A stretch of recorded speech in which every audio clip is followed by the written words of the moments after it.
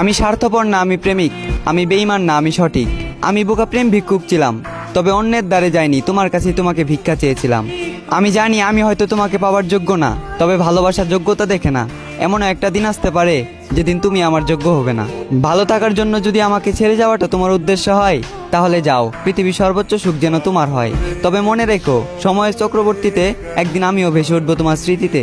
একদিন তুমি আমাকে দেখার জন্য ছটফট করবে, আমার সাথে একটু কথা বলার জন্য হাহাকার করবে। মুখে উঠবে না তোমার অন্ন, কান্না করবে তুমি আমার জন্য। সেদিন তোমার মনে পড়বে আমারও একটা অতীত ছিল, যে অতীতে একটা প্রেমিক ভিক্ষুক আমার থেকে ভালোবাসা ভিক্ষা চেয়েছিল।